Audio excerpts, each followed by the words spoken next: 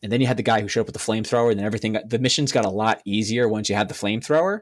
But because I remember just running and just like, fuck it. Just, is it a tree? I don't give a shit. Fucking all the good guys are behind me. Cool. Light it up. I just held the trigger down until the end of the mission. I just burned everything. Like Smokey the Bear was pissed the fuck off at me because I burned down at least 11% of that world's, trees were taken out because of me. I said, fuck them. We don't need them anyway. We got plenty more. It's just an island. I burned absolutely everything because I was sick and tired of that shit.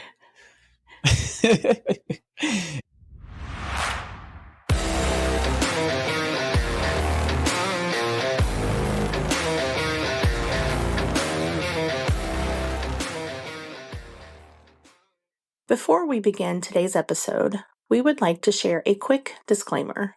The views, opinions, and statements expressed by the hosts and guests on this podcast are their own personal views and are provided in their own capacity. All content is editorial, opinion-based, and intended for entertainment purposes only. Listener discretion is advised. Sup, noobs. Welcome back to another episode of the Black Curtain Club podcast. I'm your host, who hated ghosts, Kyle, and with me tonight, we got the FNG, Angie. Angie, give me a sit rep. How you doing? I'm doing wonderful. Oh, Absolutely peachy. She just accepted what the word sit rep was. Tonight, we're going to have a little bit of a history lesson if you're into that kind of stuff. It's going to be a little different. We're going to do a history lesson gamer style. That's right. We're going to be talking about Call of Duty until we reach mass prestige or we rage quit. So one of us will decide that. I think rage quit might come first. Yeah, exactly that. So do me a favor. Grab your Doritos, shotgun a Mountain Dew, check your loadouts, and get ready for spicy drops in the butt. Let's go. I don't know what any of that means, but okay, let's go. Grab Mountain Dew. Woohoo! Go team. grab Doritos, the chip. Doritos. Yeah. I know. Yes. I understood that. Shotgun a Mountain Dew. So you know how you shotgun. You do that with a Mountain Dew. Check your loadouts. Yeah. Make sure all your weapons and your attachments and your grenades, all that fun stuff is all set. Okay. And then load up. Get ready for some spicy drops in the butt. I thought that's what you said. Yeah, spicy drops in the butt. That is. I'll slightly explain that later. That's when I get to talking about Warzone. There was a map that was on a little island, and it was kind of like an Alcatraz. There was like a prison. I want to say it was a prison. Whatever. There's a big building right in the middle there, and right before you jump out of the plane, a strafe run comes and kind of like bombs a little bit to like clear out enemies. And there's this giant hole right in the middle of the big building. So we just called it the butt. And so in battle royales, wherever like the highest concentrate of loot, or there's some area that everyone goes to, and it's just the fucking OK corral in there.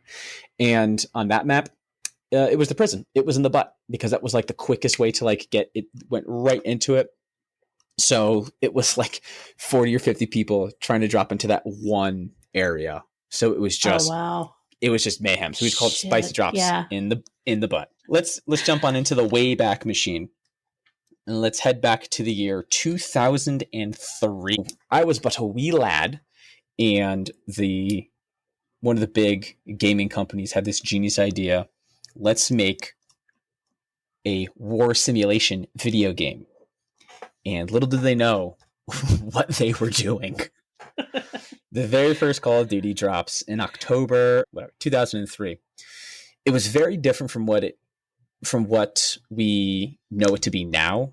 Anyone who knows it, it's a headache, and it's pretty much just multiplayer. No one gives a shit about the campaign. But back then, there was, at least console-wise, there was no in-depth like online gaming like Xbox Live and PlayStation Network. That was not a thing. So you had to rely on a campaign, a single-player mode, and like split screen, couch co-op missions to keep your entertainment. So the first 3 of them had very, very long campaigns over all of World War II on the different fronts that were happening. So, I mean, we're talking like 20-something, almost 30 mission-long campaigns. Oh, my God. Yeah. So if there's one thing that sticks out in my mind with the very, very first Call of Duty, the very, very first mission, anyone who's seen the movie Enemy at the Gates, it's a little like that. You're on a rowboat going across the Volga River with the Red Army, and like your sergeant is giving some type of like a pep talk to everyone. I think he literally goes, "Welcome to Stalingrad. Today you gotta go," and it's just like that's literally that's how it starts. And you see like the smoke in front of you. You just hear the boat, and like you kind of hear planes going by, and you hear gunfire. And he's explaining what it's like and giving you a quick rundown of what the Battle of Stalingrad has been. And then the music kind of starts up very, very low, and it kind of hits this big crescendo as you go through like the smoke and the fog, and it is just hell on earth. You see the city, the bombed out city, on fire. You have the Germans just dive bombing and strafing the boats as you're trying to cross. They're bombing the beaches. There's just bodies flying everywhere. It is just hell on earth, and the music is playing, and like after one of the planes just misses you, like 2 or 3 of like your comrades jump overboard, and the sergeant pulls out a gun and shoots them and says like, if you retreat, you will be shot. He's like, if you retreat, you will be shot. Like, it's nuts. And then you finally make it to the beach and do your goddamn best to survive the Battle of Stalingrad. That was actually my very first introduction to, like, since I was 10 years old. Not a whole lot of in-depth World War II education at that point in your life. Right. From that moment on, though, that one specifically like sticks in my brain. I can go on and on and on about that specific battle. It's like the most important part of World War II, in my humble opinion. Well, you never forget your first. No, and no matter how much trauma it causes. And you're going to notice something in some of these games. Spoiler alert. Pretty much every single one of them where you play as a Russian during the campaign in World War II, it's at the fucking Battle of Stalingrad. Every single one of them. I swear to fucking God. I swear to God. Anywho. So yeah, for the first, like, I don't know, 5 or 6 missions, that's it. You're a Russian during the Battle of Stalingrad. And then after that, you jump over to play a couple of missions as the British forces during Operation Tonga, I believe that's what it was called. It's like it's pre D-Day. So Operation Tonga was the airborne, like the day or two before they were going to drop in behind enemy lines and take out a bunch of the defenses, cause a little anarchy, mayhem, switch the signs around. It goes east, they're going to label west, and west, they're going to label north, just to screw up any type of like a reactive time from the Germans before they can counterattack, while the rest of the boys land on the beach. Mm-hmm. And that's pretty much like the main focus of like the half a dozen British missions. So what they do throughout the games is that they touch on history, but it's all fictional characters and kind of fictional how history plays out. What is that? Creative freedoms for them to kind of screw with whatever they wanted to. Right. Then you jump over to the U.S. with the 506th Airborne, and starting out, same thing, starting with the Americans dropping the day before D-Day, and it's pretty much just an absolute shit show. You're crashing into the other British planes, and everything is just going tits up incredibly fast, and it's just not good. Then you jump back over to the Russians, you finish out through Stalingrad, and then you end the game out with the Siege of Berlin with them. The Brits, you just keep on D-Day, and you don't really do much else as the Brits in that one. And then the US, you end in the Battle of the Bulge. The last mission is like the sky's clearing, the weather's clearing, so then the Air Force is able to kind of come and give the air support, and Patton and his tanks come rolling in, roll credits, you beat the game like however many friggin' days later. Yeah, so jump ahead 2 years brings us to now Call of Duty 2. Kind of this, no need to fix what ain't broke, right? So we're going to do the same thing. We're going to make like 30 to 40 missions, and we're going to have you play as the Soviets, the US, and the British again. And we're going to do it this time. You're going to play as a different soldiers in each of them, different parts of it. So different divisions, all with the same type of a goal, except for the Russians. Because you play as, same thing. It's part of the Red Army, but you start in the defense of Moscow and the Battle of Moscow. And then you at the end of it, you kind of hear chit chats and there's chatter and they're referencing that the Battle of Stalingrad is happening. And so the match of Prokhorovsk that happens, kind of the reinforcements that the Russians did. So history bit. So the Soviets were getting the absolute shit kicked out of them. Like the Germans all but completely spent them. And it was like, you cannot lose Stalingrad whatsoever. Like Stalin was like, this is it. This is literally the end. This is the end game. There's nothing past this. If we lose this, pack it in. We've lost. So just the brutality that happened during that battle and just how fiercely the Russians fought. And they held on and held on and held on because he was amassing another army with another one of his generals. And they literally took the massive long way around, literally all the way around the German offensive. And they swooped up behind them and took them by surprise, literally completely outflying them, started shooting them in the back, and then pushed them in. And also so in the second game, that's kind of what you do. The first half is you're defending Moscow, and then you join up with the forces to then be the saving force, if you will, to reinforce Stalingrad. And it's just, I don't remember massive details of these games, just that's kind of the fundamentals of it. The UK, you're in North Africa, and you're getting the shit kicked out of you by Rommel until the last literally every mission. You're in a tank and you're blowing shit up and you're driving here, you're doing this, but by the end of the mission, you get ambushed and the tanks overpower you, and you have to keep falling back and falling back and falling back and falling back. Same thing all the way to the Suez Canal, and then everything just kind of turns when the Americans arrive, and then now you got to push back. So that's it. It's you literally get your ass kicked until the last mission. The last mission is the only one that ends on a happy note for the British, which is which is kind of nice because fuck the Brits in these games. Then you jump to the US and more D-Day, but not the actual beaches of not the actual Omaha and Utah beaches. You don't actually do it starts when you're off the beach, and then you're a part of the Rangers that took out Point de Hoc. I don't know. I don't speak French. So, but it was a massive cliff that was overlooking Pont de Hoc. There, it was a massive cliff that was overlooking Utah Beach. Impressive. Thank you. Pretty much all the artillery and the mortars and all the fun shit was on it because it was, listen, they don't know it yet, but Star Wars is going to love this. They put up all their shit on the high ground and they were just fucking obliterating the beaches. So the Rangers, once they got ashore, they swooped around, took them in the rear, blew everything up. Took them from behind. The old surprise attack. And then from that, you just jump to as far as the U.S. made on the German lines to the River Rhine, pushing the Germans back across out of the Rhineland into the main of Germany as you have them, chasing their tails, whatever the hell it is. You're kicking the Germans' ass back to Germany. Same thing, just all campaign. Number 3. And again, I think you actually were the same army unit from the second one, just different characters. You're pushing farther into France on the way to Paris. You're taking the cities of Saint-Lô, and you end in the city of Chambois.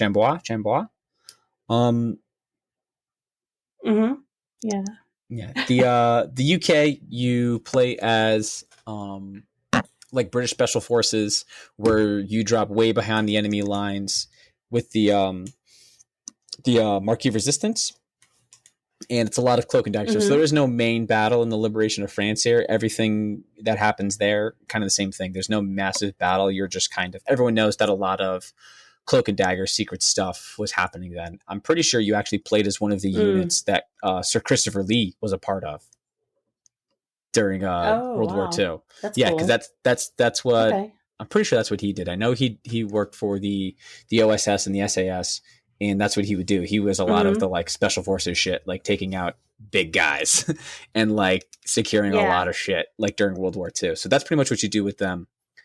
And then you actually also do a couple missions as the Canadian forces and the Poles. So now the big jump. Here's my I personal felt something building up. Oh yeah. My personal humble, like I said, right there, that was the dawn of time. That was all the foundation. So right now, Call of Duty is now, so like there's the console wars, which is better, PlayStation and Xbox, and the Call of Duty had its rival Medal of Honor at the time. Right now, these two are neck and neck. They're both war simulators. Call of Duty's doing its thing. Medal of Honor is essentially the same thing, just from a different company. It's a World War II simulator. You're playing some of the big battles, and you move on through. So they had one called Medal of Honor had one called Frontlines, which was essentially Saving Private Ryan, the video game. You start on the beaches and you play exactly through that. You go step by step through the movie, essentially. And for whatever, because Medal of Honor was actually focusing a bit more on like the authenticity. So you played as people who won the Congressional Medal of Honor. So they were a bit more true to history, if you will. Okay. So Medal of Honor was pretty much outselling Call of Duty at the time. They were neck and neck, but if they kind of kept going the way they were going, Medal of Honor would have snuffed out Call of Duty in almost an instant. So they switched it up. They left World War II, and then they hit the golden era. My personal opinion, the golden era of Call of Duty. In 2007, they released Modern Warfare. Not only did this game change Call of Duty, the franchise, I'm going to be so bold to say that it changed gaming. It changed the entire industry on its head.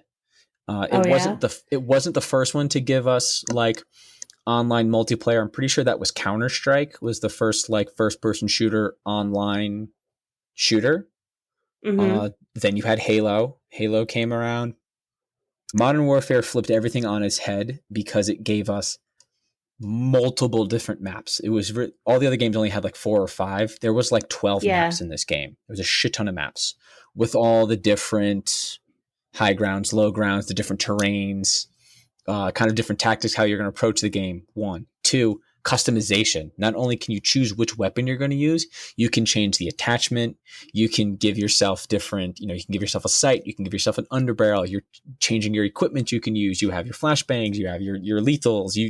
You can switch so much. You can more or less, I guess the kind of effed up way to think about it is you create war the way you want to within parameters. Yeah. It still wasn't perfect, but it was brand new. This was around the time that I got introduced to it.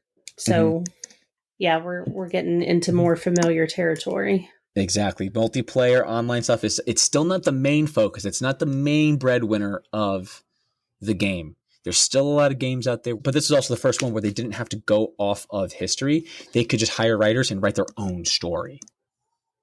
So now you've explained history, which is fine. Everyone knows history and how well you're capturing it. But now how well can you keep my attention with your own story? Create your own world.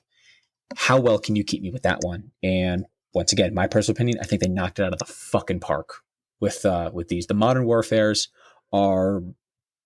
they're very nostalgic to me, but they're also those are my favorites. That's my favorite run that Call of Duty did was the Modern Warfares.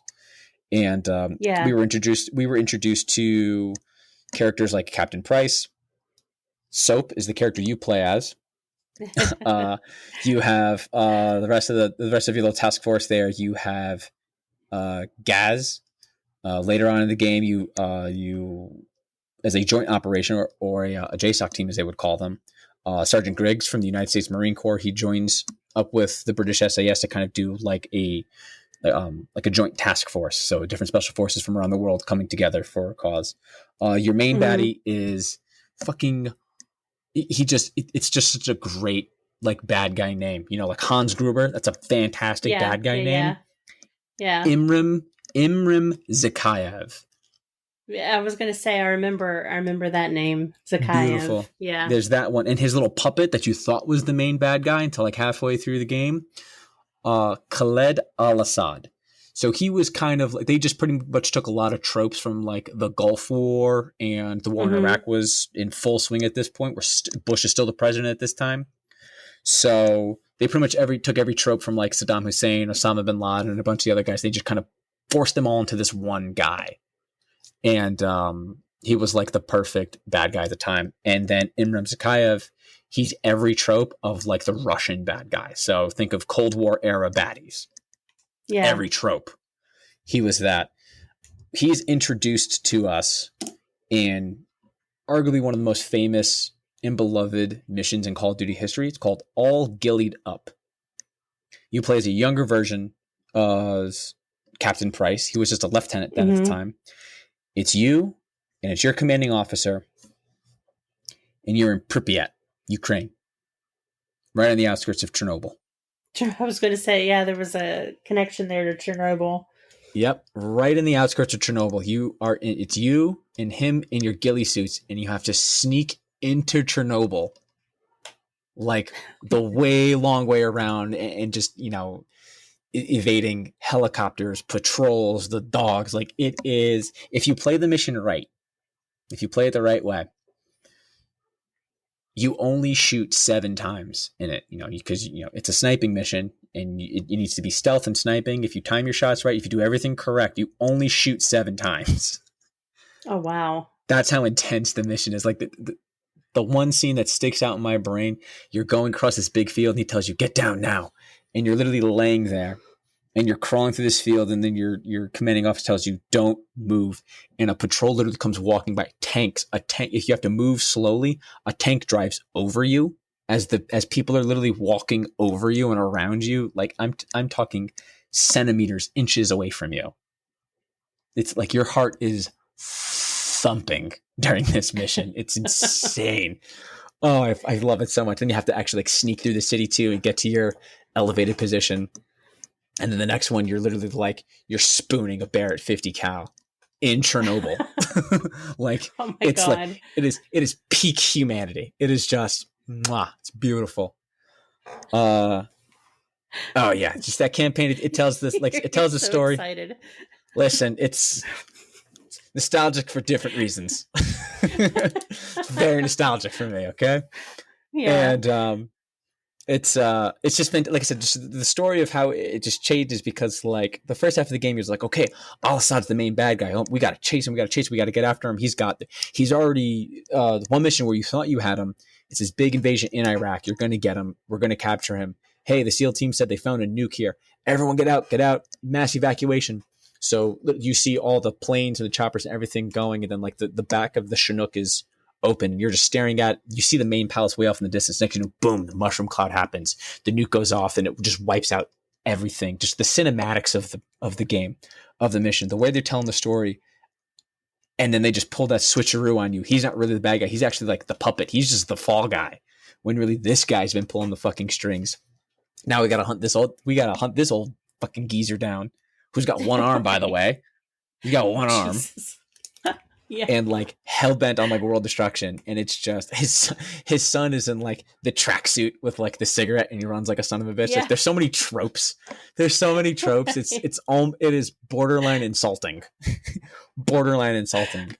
It was just so much fun. Like I said, so they were able to tell one hell of a story, keep you guessing till the end. There's just a massive showdown on the bridge. Spoiler to everybody. So the last mission, you're like, oh no, all the bad guys chasing. There's helicopters and there's jeeps and there's tanks and there's shit chasing you. You just got a big gun and a rocket launcher. You're just shooting out of the back of the jeep as the captain's like driving and dodging and swerving and whatever the fuck, because you stopped the nukes from blowing up and everything else, right? Really one of those James Bond car chase kind of things. Yeah, and then the one chopper gets in front of you and he starts to blow up the bridge. So you kind of crash. Now you got to crawl to whatever the hell it is. So now you guys are all shot to shit. So you're like all dazed and confused. So Sergeant Griggs, he's like dragging you to safety, and then it's all kind of blurry and kind of hazy. So he stops, he pulls out his LMG, and he's shooting, bang, bang, bang. He takes 3 shots. He falls all dramatically and slow, and he's dead. And then you start looking over, you see Captain Price. Captain Price is taking like 2 to like the chest or like the shoulder, something like that. He's like bleeding out. Then you kind of come to, you see Zakhaev walking towards you all slow with his one dumb fucking arm and his jacket pinned up like a jackass. Two other heavily armored. So you just see like it's all over, right?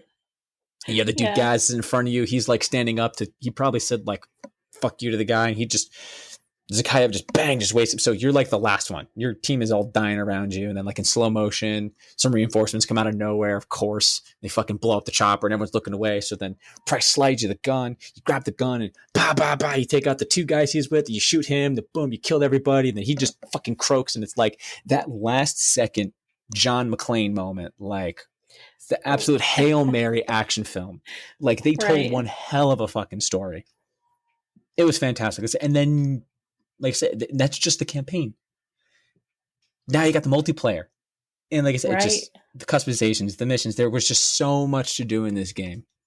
So much to do. Like it just, not only did it take this franchise, like I said before I started talking about it, it took this franchise and it launched into the stratosphere. It took the industry, video games, and just completely reworked it from the inside out. And it became the superpower. That is when it became a dominant video game. From there, everyone was playing it. Everyone was hooked. Everyone was talking about it, and they haven't stopped since 2007 with Modern Warfare. Now, there's been some stinkers in there. Trust me, I can't wait to get to those. Since then, Call of Duty has had, I would say, has just had a solid grip on video games since. Another one of my very deep... So if I have... Another one of my very deep favorites of all the World War II themed ones. This one's my favorite here. Like I said, right now we're in the golden era of Call of Duty. They had 1, 2, 3, 4, 5, 6. They had 6 straight, all bangers, no skips games. Straight 6 straight years. They just released hit after hit after hit. They didn't try to one up themselves. I saw it kind of as lateral stepping, which was totally fine. Because if you try too hard, you fucking fail. Like if you try to beat something, you overdo something and you kind of fuck it up. They just kind of lateral stepped with everything they did. They just improved on the one before it, which was amazing. World at War. So probably the most graphic and the most brutal installment in the franchise. This one introduced dismemberment, massive amounts of gore, horror, and this was the one that gave us the Nazi zombies mode. So they went extra hard into the horror realm with this. Yeah, they did not skimp away with, okay, we're going to make it more violent, more graphic, we're going to swear now, so on and so forth. And then they just tripled down on that with World at War. First mission, your Marine Recon Division on Makenato in the Pacific. So the U.S. campaign in this one, you focused on the Pacific. They said, we had enough in Germany the past 3 games. We need to tell the Pacific side. So in the U.S. missions, you take Makenato, but we needed a big, like a hub kind of to set up between Midway and, the rest of, like, from there you can take, the Philippines and everything else. And then Peleliu. So Peleliu Island was the first airstrip. So now we can get our air support regularly. We have more than just our carriers. We have a closer actual landing strip. That was another absolute fucking nightmare of a landing. Depending who you talk to, it was the first introduction of amphibious landings that was arguably just as bad, if not worse, than D-Day was Peleliu. And then it just got worse and worse. As we got closer to mainland Japan, it got worse and worse and worse and fucking worse. So, like, we're talking Peleliu, we're talking Iwo Jima, we're talking Okinawa, like bloodbaths, absolute bloodbaths, carnage. So that's really what they captured for the Americans was that grisliness. How many times during that campaign as you're playing on those maps, and then like you just hear like a whistle blow, and then all the soldiers like jump up and they're swinging at you with katanas, or they have grenades. They're booby trapped. They have grenades strapped to their chest and everything. They're just popping out of foxholes and out of the trees, like absolute terror in the game. Just the most jump scares in the video game. And then you had the guy who showed up with the flamethrower, and then the missions got a lot easier once you had the flamethrower. But because I remember just running and just like, fuck it, just, is it a tree? I don't give a shit. Fucking all the good guys are behind me. Cool. Light it up. I just held the trigger down until the end of the mission. I just burned everything. Like Smokey the Bear was pissed the fuck off at me because I burned down at least 11% of that world's, trees were taken out because of me. I said, fuck them. We don't need them anyway. We got plenty more. It's just an island. I burned absolutely everything because I was sick and tired of that shit.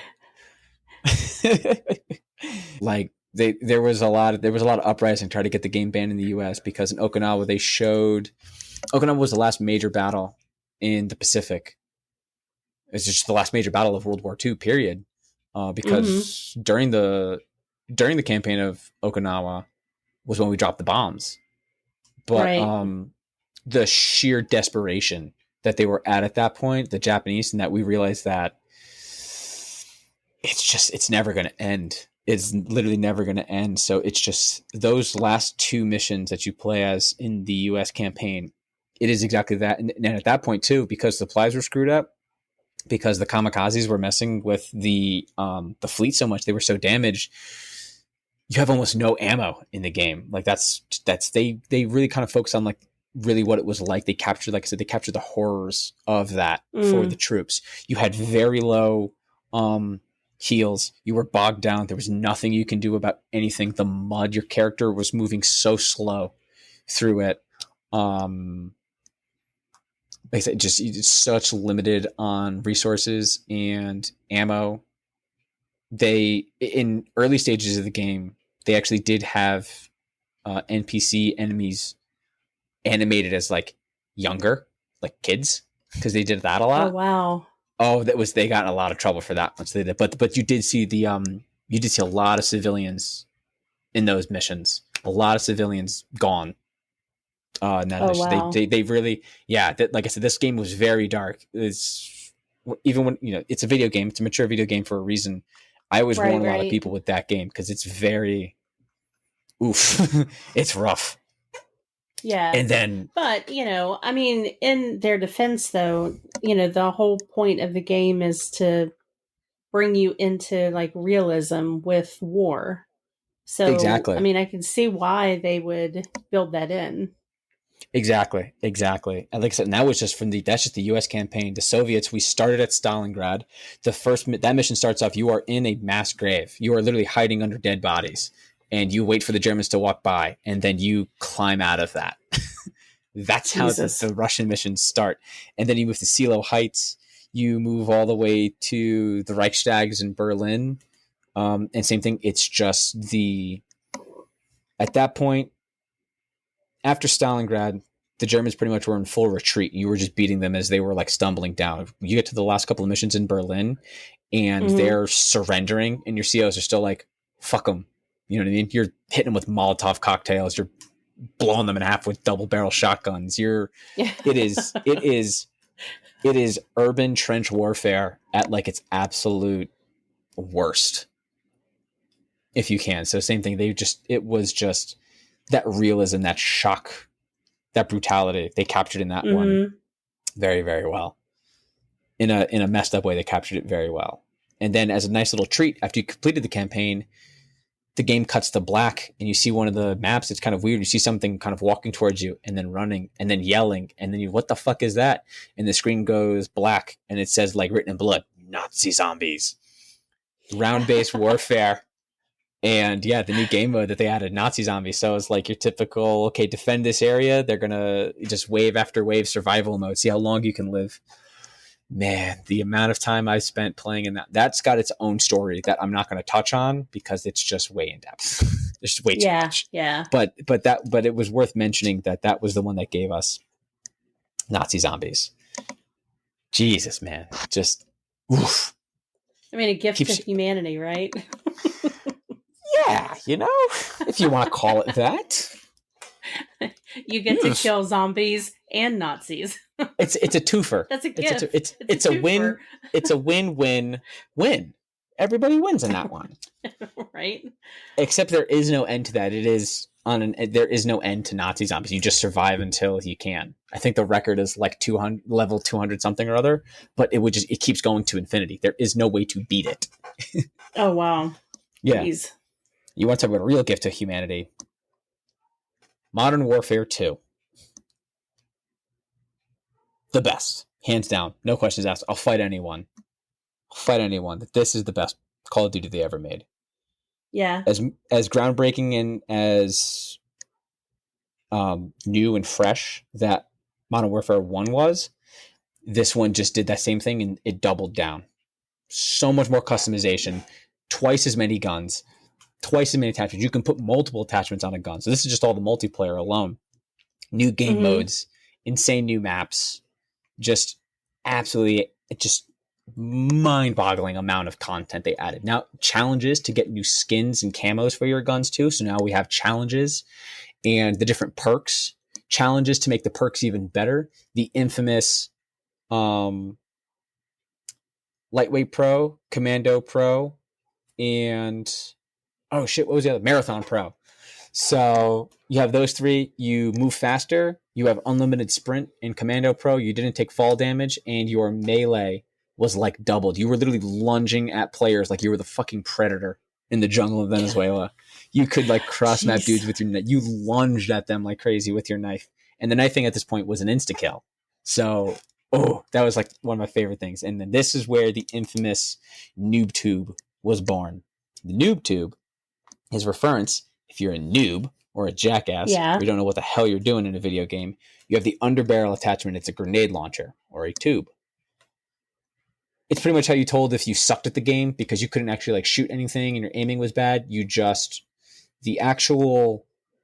was like shooting a small tactical nuke. That's how strong the fucking grenades were in this game. Like you could just launch it into a bunker and just annihilated everything. You mix that with the Akimbo Model 87s. One Man Army. One Man Army was an attachment to where you could switch your loadout mid match, right? So this game also gave us exploitation. So what you would do is you would have two. This game gave us exploitation. Yes, that's exactly what it did. Like I said, this is exactly what it did because this is what you got. You would create two classes, and you would have your primary weapon would be an assault rifle with a grenade launcher attachment. You would put on the perk that gave you extra grenades, and they did more damage. And then as your secondary was that perk, One Man Army, to where you could switch your class mid-match. Mm-hmm. You just copied that, and you made that. So you just copied that loadout to like your loadout 2. So you play as loadout 1, shoot all your grenades, use all your grenades, get all your kills with your grenade. Use your One Man Army, switch to loadout 2. Boom, you have all your grenades back. You have all your explosives back. You have all your equipment back. You use all that ammo. One Man Army, switch back to loadout 1. It was infinite grenades. And you just kept spamming it and rotating and rotating and rotating and rotating. So that's just no one had skill, but everything was blowing up. Everything was blowing up. Let's see, that's what I like. Blowing shit up. The ability to infinite blowing stuff up. Yeah. Yeah. No, and they never patched that. They patched everything else. Like any gun that was way too much or whatever, anything else that could be exploding in the game, they fixed except the One Man Army. Yeah. Well, that was nice of them. No, it wasn't. Those dicks. Are you kidding me? That should have been the first thing you fucking switched.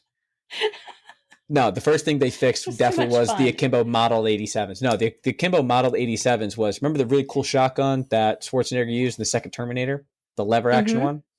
Yeah, you could run around with 2 of those. You could dual wield those suckers. And when I tell you those, oh my God. So they didn't even hit like the nuke. The nuke was the grenades. Those things hit like the manhole cover that the atom bomb sent into space. But think of like 47 of them at the same time. So people were running around and you could cross map with a shotgun. I'm having very bad flashbacks right now, so I'm going to move on. Okay. All right, what you got next? Oh, the honorable mention in the campaign of that one. That's the campaign that gave us no Russian. Anyone who knows Call of Duty knows what I'm talking about. I'm not going in depth about it. So shout outs to no Russian. We are all psychopaths for doing what we did. Now we're moving into Black Ops. Black Ops, we're a little bit of history, but still having our fun. It's kind of a little bit like earlier, to where they just kind of take spark notes and of history throughout the Cold War, but then they write their own story that kind of happens there, but they kind of touch on big Cold War moments, if you will. So you have Bay of Pigs. The very first mission is failed attempt at the assassination of Fidel Castro. You get captured. So Op 40, Vietnam, Mount Yamantau, shit like that. Sleeper cells, brainwashing. That's what happens to your character at the end of the first episode. Spoiler alert. By the end of the campaign, there's a whole lot of what the hell's going on. So one character is kind of showing up, a Russian, actually the Russian from World at War, your sergeant from there. He's kind of showing up. Oh my God, he's still alive. He's here. He's really not there. But then other people are like, what the fuck are you talking about? That makes no sense. Your character is talking to him. And they're like, he's not here. What are you talking about? Come to find out, you were captured by the Soviets in that first mission. You were brainwashed to be one of like the KGB like sleeper kills, sleeper assassins, tasked with assassinating JFK. Oh God. Yeah, that's what it was. And so when you were in the prison, you were in the same prison that Russian sergeant from World at War was at. He undid the brainwashing, but also did some brainwashing of his own. So the main bad guys, the Soviets, they brainwash you to kill JFK. Well, your little Soviet buddy there, he undid that, but then he brainwashed you to kill the three like lead scientists, the three main bad guys. So it's fun. By the end of it, you're completely insane, and you're just like screaming. And just like, I'm Victor Reznov. No, you're not. You're Alex Mason. What are you talking about? I'm Victor Reznov. It's fucking nuts. All the while, the cutscenes, Ed Harris plays a character of the CIA. You're being interrogated. Oh yeah, this is also when they started adding like celebrities into the games. Oh, okay. Yeah. So it's Black like Ed Ops. Harris, fuck yeah. Ed Harris is like the main CIA guy.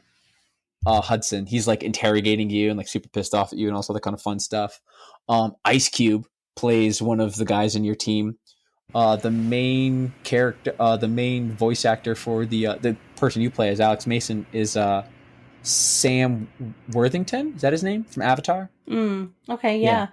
Mm-hmm. So yeah, this is when they started with big names in some of these games. Also, they didn't write the song specifically for the game, but they got the okays from Avenged Sevenfold to use their song Welcome to the Family in the promos for the game. So this is now we're starting to get celebrities involved. That's how big this franchise is becoming. And then their online was kind of rinse and repeat of the other ones. That one also included a zombies mode. Actually, the one for that one, if I remember correctly, the first zombies, at that point, you're not killing Nazis anymore. It's just called zombies at this point. I think that first mission, the first zombie one that you have, you play as the four playable characters you can be are JFK, Castro, Nixon, and McNamara. It's fucking hilarious. Like the voice actor, like you're in the White House and you're like, these undead flesh-dyed maggot faces, I will end them all. Like it's so funny. The JFK is so over the top. The Nixon is absolutely ridiculous. He was just like, the only thing worse on the undead, fucking hippies. It's so fucking funny. It is fucking hippies. Fucking hilarious. Like the amount of stuff he makes Watergate jokes. Oh my God. It's so fun. Oh, what's his name? They have JFK cracking Marilyn Monroe jokes. Like, they spared no expense with like the comedy and the satire of that mission. It was fucking ridiculous. Modern Warfare 3. Jump back to Modern Warfare's. It's the end of a trilogy. They close it all out. This one, Eminem did write the song for. So the song they used in the promos was "Won't Back Down," the one he did with Pink. Oh, okay.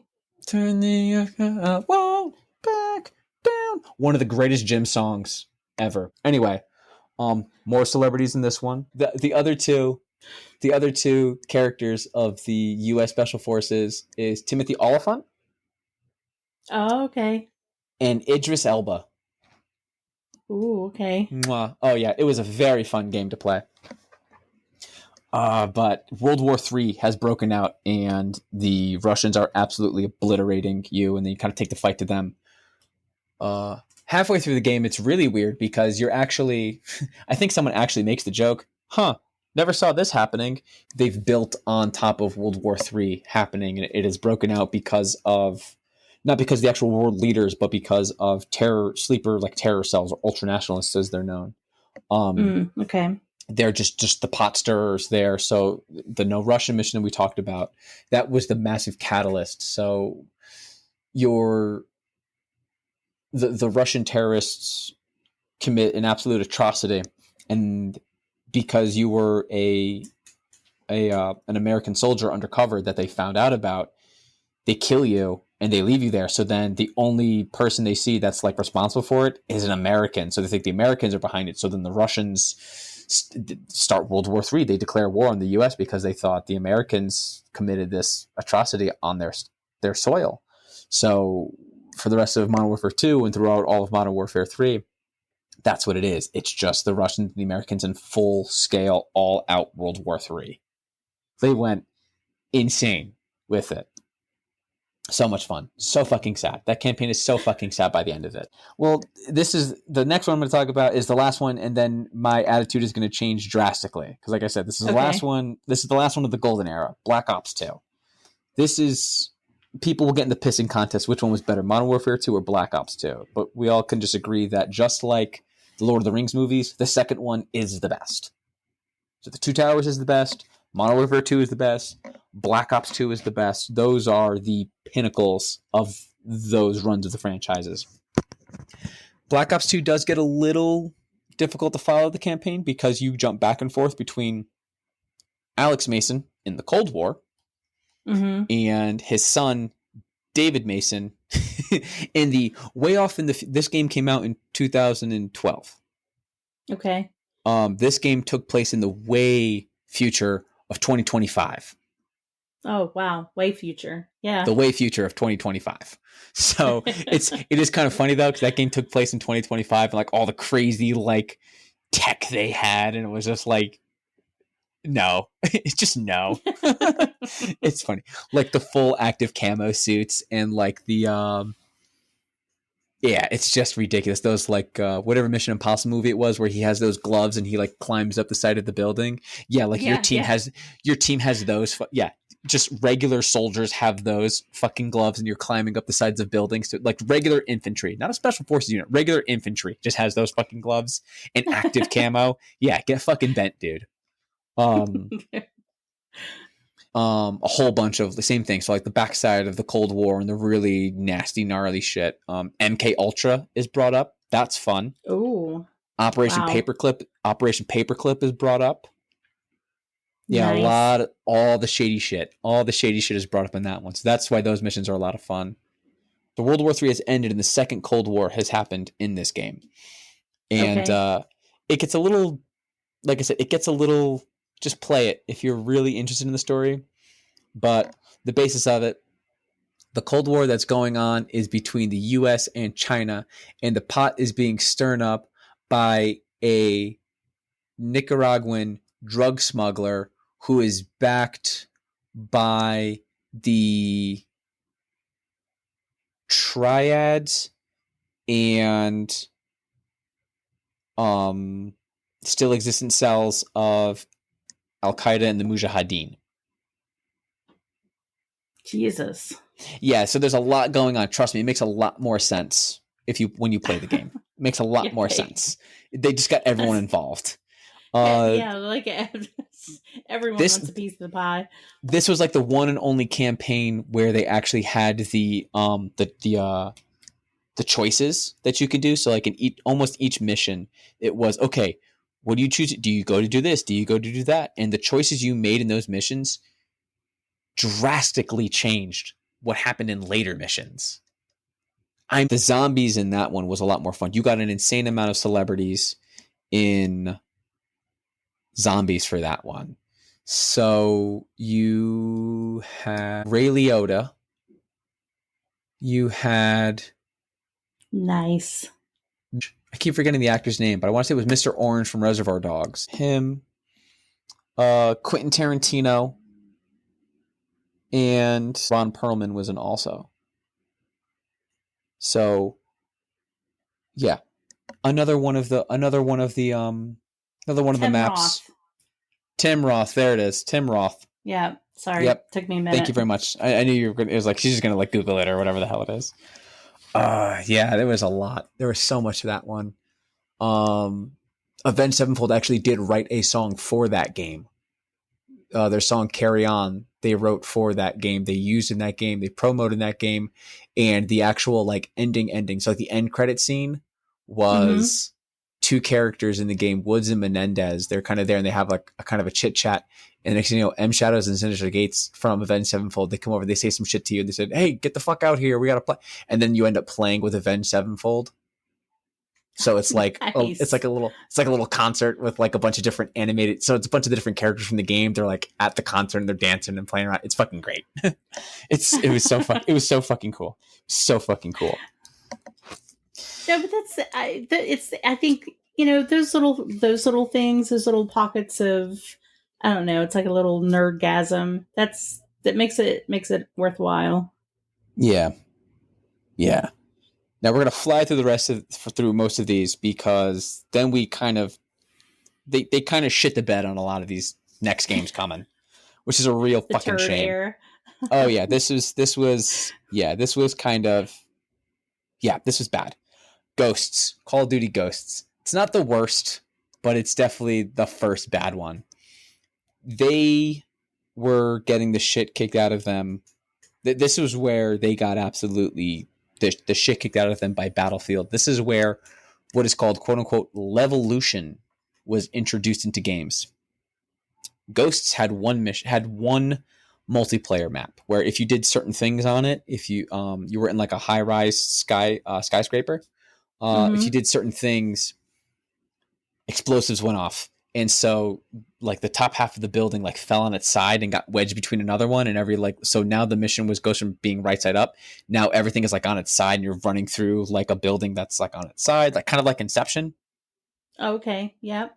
Like as everything's like all screwed up. So now so now the walls are the floor and the ceiling, and the floor and the ceiling are now the walls. Everything is all fucked and falling, and then it just kind of keeps falling and shaking and shit keeps moving around. So I swear Battlefield, every mission could be completely changed and blown up and destroyed. Either way. They had a really cool, I'm not even going to talk, the campaign is so fucking bad in that one. That was the first fuck awful campaign they did. It was every trope of just bad 80s action film you could fucking think of.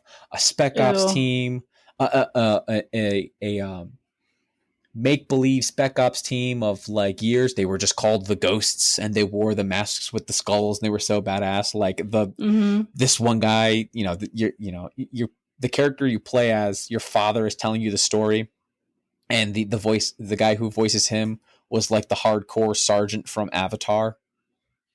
Oh, so he's he's like your dad and telling you, and then like some fucking attack starts happening on the US and you're running, and some post-apocalyptic dystopian shit happens. Come to find out your dad was one of the guys in like that special ops unit, and the main bad guy is like the dude who he was also a part of that unit, but he was like the really reckless one and whatnot. And so like on a mission where they were all going to die, it was either, okay, we either let this guy go or we all die kind of a thing. So now he's just bent on revenge of wiping these guys out. So it's just, it's a really bad revenge story. And he looks like a wannabe Jesse Ventura from Predator. Like that's just how bad character design, the story, it just kind of ends. Oh no. For like no reason. So bad. Oh yeah. Like the ending showdown is you and your brother. You're now a part of this special force unit, the Ghosts. You're on this train with like all the nukes that's gonna like blow up the world that the main bad guy Rourke is on, and you're fighting over it in the fucking in like the main control room of this fucking train, because it's not even like a regular train. It's like some stupid fucking high tech train.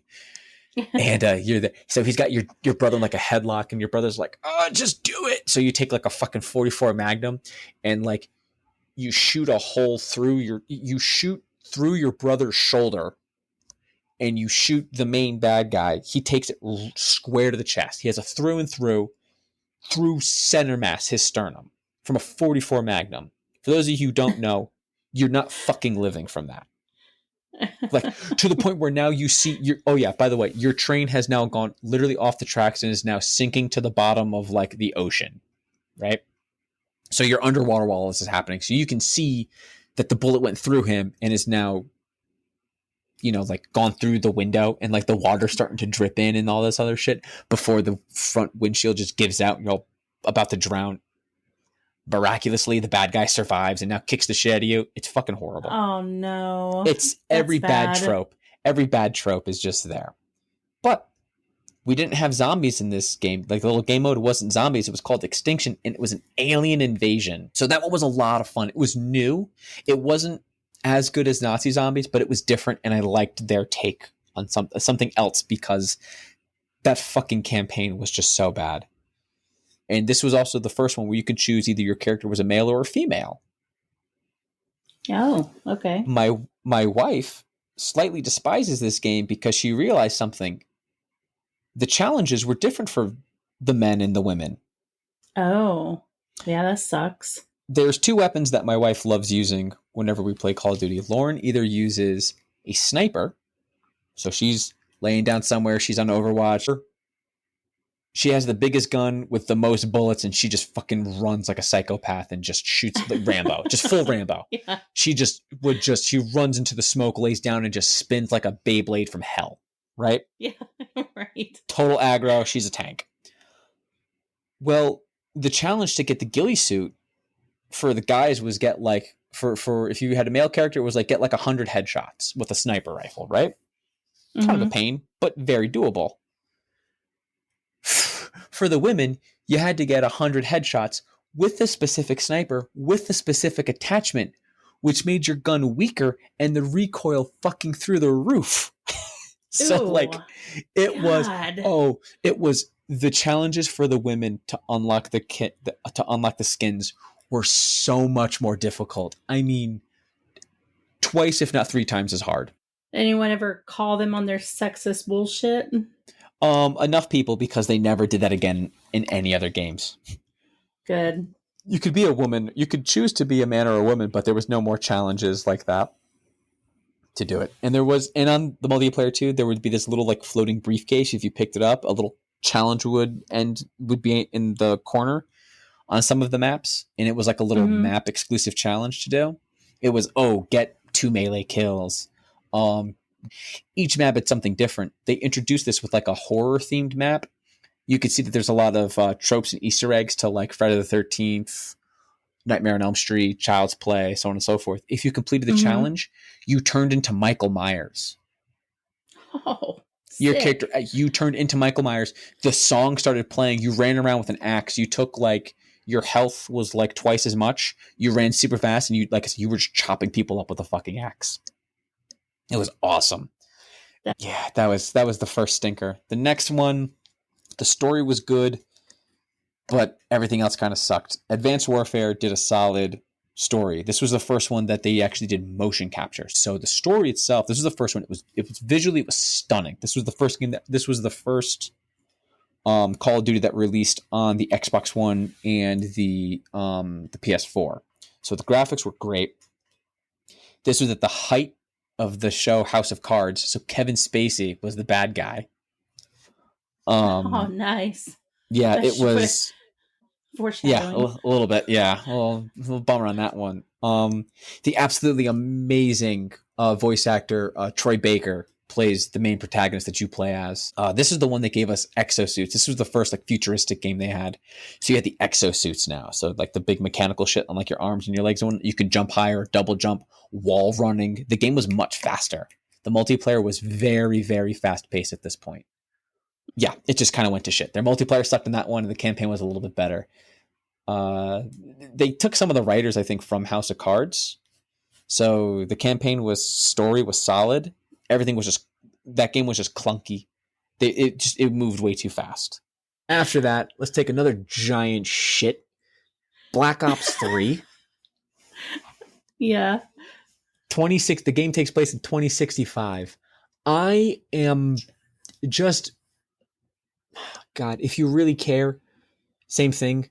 Google the synopsis of this one. I'm not even going to try to explain the story. It's so confusing to this fucking day, and it makes no sense to me at all. There's weird mind control, cybernetic stuff, and brain control, and body augmentations, and like a chip that's installed.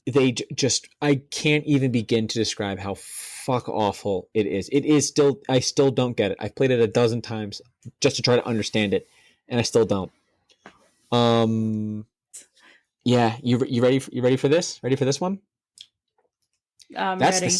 That's the second worst Call of Duty. Oh God, there's a worse one.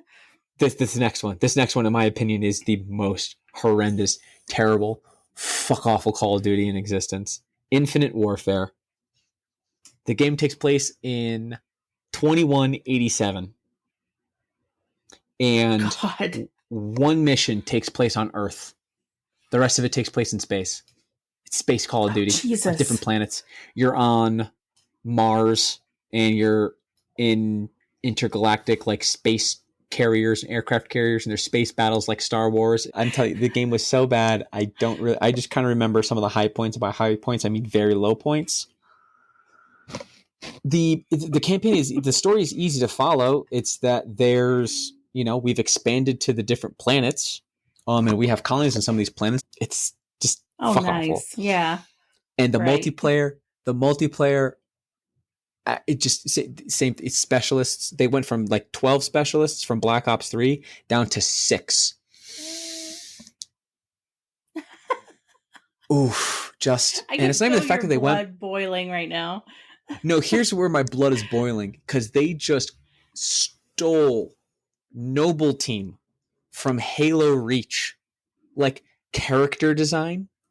The quote unquote what the abilities of that specialist was like their corresponding Spartan from that game, like to the paint scheme of your armor. The blue one was the blue one, the green one was the green one, the sniper was the sniper, like the heavy weapons guy. The heavy weapons guy with the bad Cockney accent was the heavy weapons guy with a bad Cockney accent. Like, they didn't even try to fucking hide it. They didn't even try. Fuck that game. It can burn in hell. Exactly. Oh, God. After the year 2187, we go back to the 1940s and World War II in Call of Duty World War II. Same thing as they did before. They just kind of cover some of the battles in on the Western Front, Operation Cobra, the Battle of the Bulge, and the River Rhine, and they just put their own story to it. Nothing really to write home about. It's just kind of, that one is just, it's very forgettable. Black Ops 4 came out after that one. That gave us their very first try at a battle royale. So they called it Blackout. Now, it wasn't perfect. You had PUBG going on. I think by this point, I'm pretty sure Fortnite was out. So the battle royale is the new craze.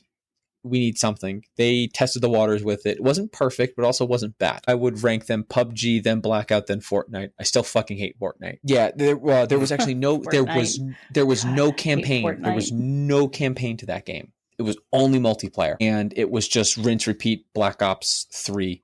The same maps, the same specialists, the same guns. It was the same everything. They put all their money into their battle royale, and they forgot to make the rest of the game. So the year after brings us the Modern Warfare 1 reboot and Warzone. The reboot is similar-ish to Modern Warfare 1 as to the point where it's just the game takes place in the modern day. Captain Price is getting a team together, and you got to take on some bad guy so they don't take over the world.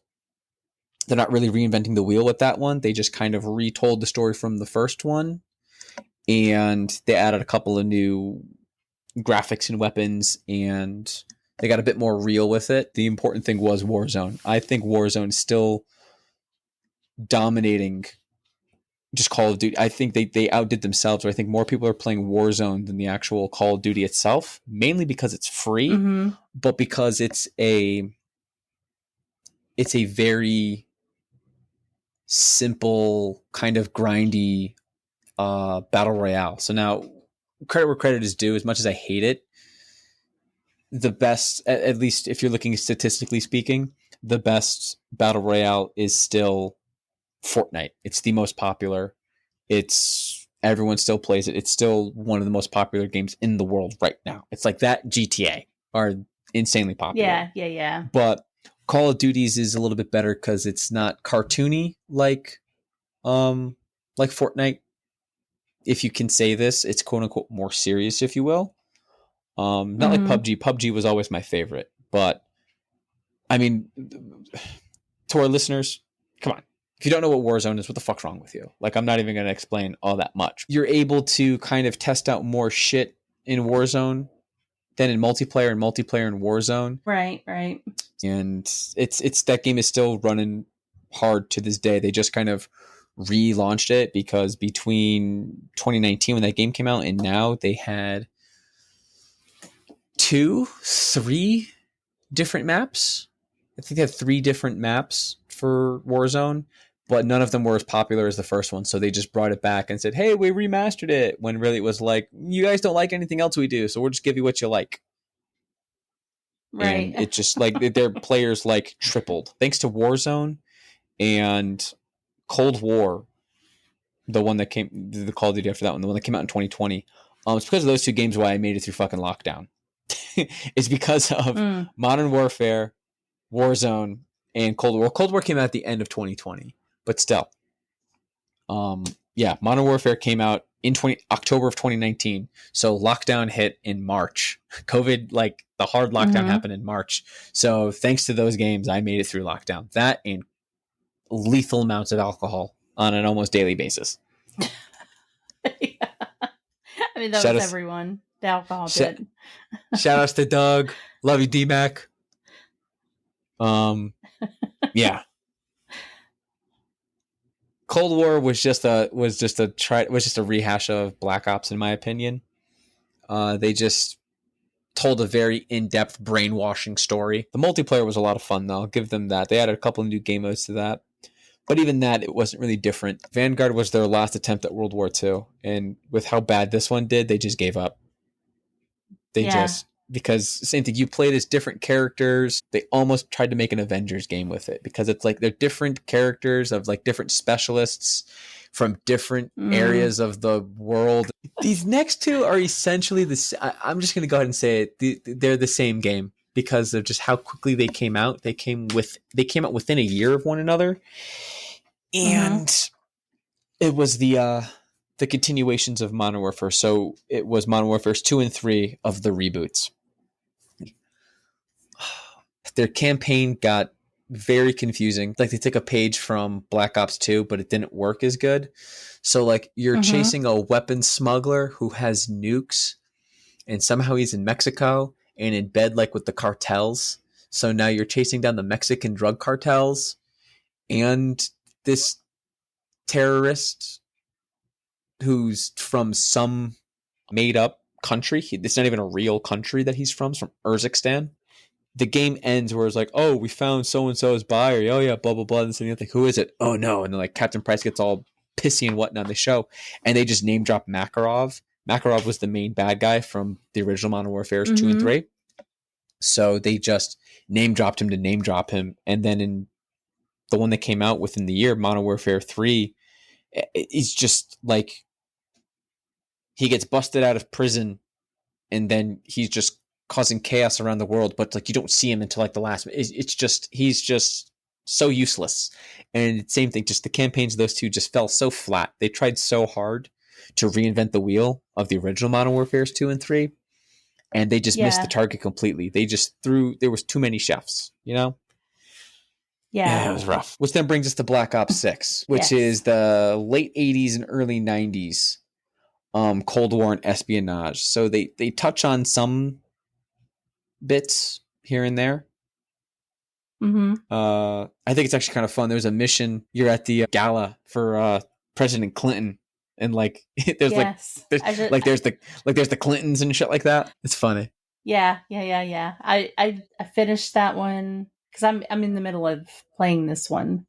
Yeah, so I won't go into So too much yeah. details. It won't go into too much details, but same thing. They like they've done before. They mention things in history, but they just kind of do what they want, and they just write a story that just kind of like it Yeah. plays well. It's fun to play, but if you like, you know me, I love a good story.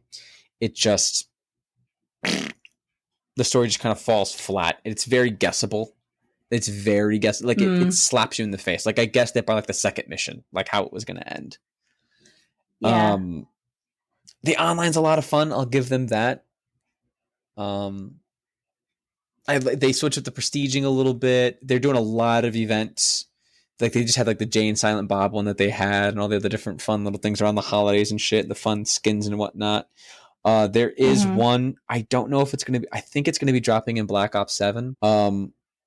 I have the inside scoop, the 411 of what the Halloween special is going to be. Each year they kind of do like a big Halloween event, and it's really cool.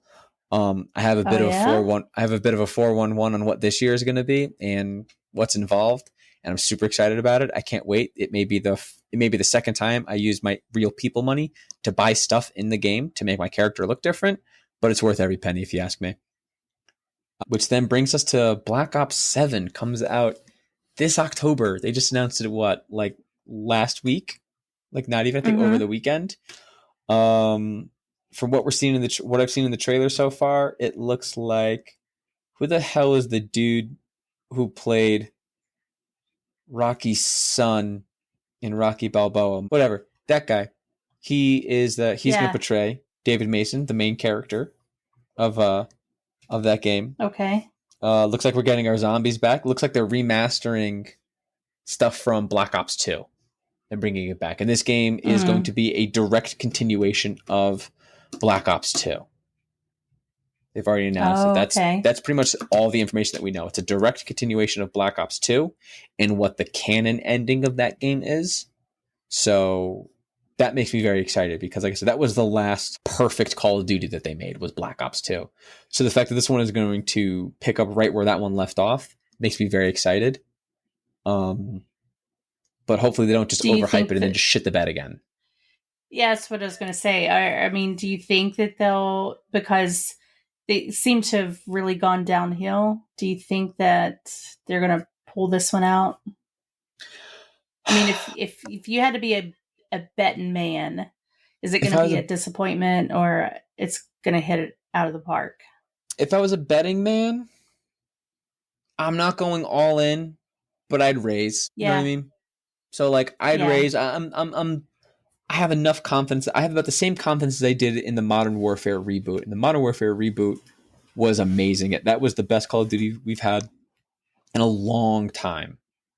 It wasn't perfect. It definitely had its problems. It had its issues, its exploits. So I won't say it was perfect, but it was the best one we've had since Black Ops 2.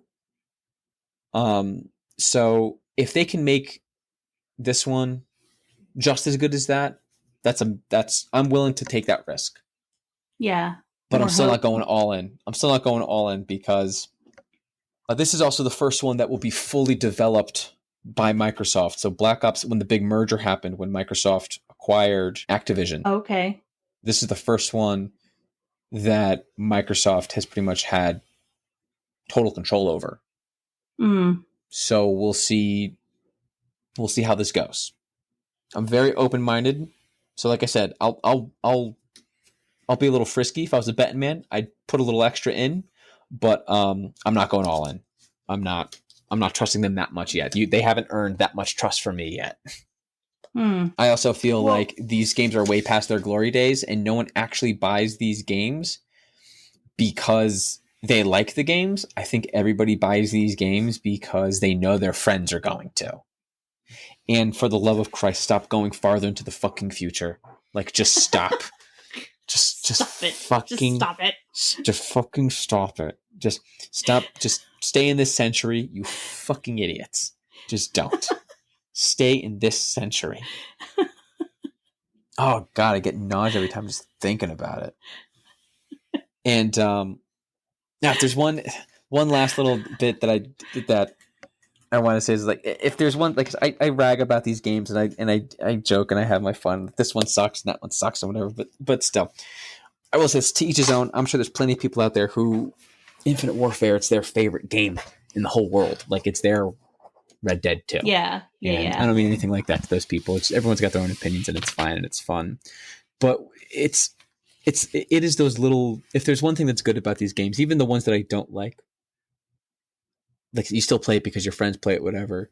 It's right. Still that the important thing with these games is that, is those moments with your friends, and you're laughing and you're joking and you're whatever. Like I said, like, thank God for Modern Warfare and Warzone. I'm telling you, it's like, not to sound like that guy right now, but that it was very monumental for my for my mental health, and like, it really did help me through the lockdown. I was home alone and I couldn't do anything. Like, it was rough. It was just me and Steel. It was me and Steel all day, every day. We couldn't do jack shit, nothing. But luckily, me and one of my closest friends, Dayton, I got him. Yeah, I'm gonna go ahead and say it, man. I'm fucking calling you out on this, homie. I got him back into gaming during the lockdown. I say that I break his chops about that. I didn't really get him back. I was like, hey man, let's play some video games. And we just did. So, like, he still played games, just not to the level that I did. I'm telling you, it was like every day from like 9 a.m. until like 1 or 2 a.m. We just played Call of Duty just all day long. But these games, man. Yeah, I mean, that's just one of the great things about gaming is how it. I mean, no matter what game you play, if you're playing with, friends, and it's just such a fun bonding experience. And there's so many games where you can just pile in with your friends and just have moments. Yeah, I mean, you even got to experience playing Call of Duty with me once.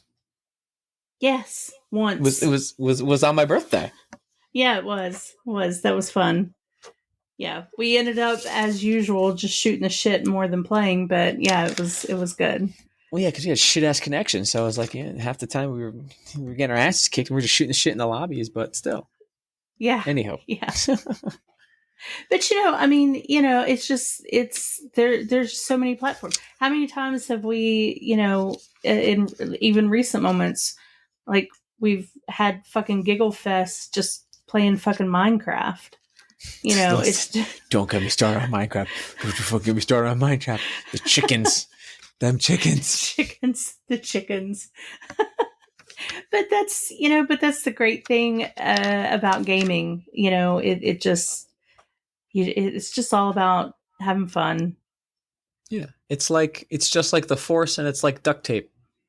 It's got a light side, it's got a dark side, it binds the galaxy together, man. Video games duct tape the Force. Yes. the three most powerful things in the universe. Well, as one very ornery, angry British captain once said, history is written by the victor. And well, though these episodes may not be written by the victor, they're definitely written by a neurodivergent psychopath with enough caffeine coursing through his systems to drop a juggernaut. So, if you like what you heard today, or any other shit that we got, give us a listen every now and then. We may say something that'll surprise you, but probably not. And please give us ratings on Spotify and Apple, or any platform that gives us ratings. It will help us get into the algorithm, and other people will find us. You can find us on all social media, and stick around. We've got a lot of things coming up in the future. All right. We're going to wrap this shit up and say bye. Go for it. All right. Bye, everybody. Say bye, Kyle. Stay frosty. Ooh, that was good.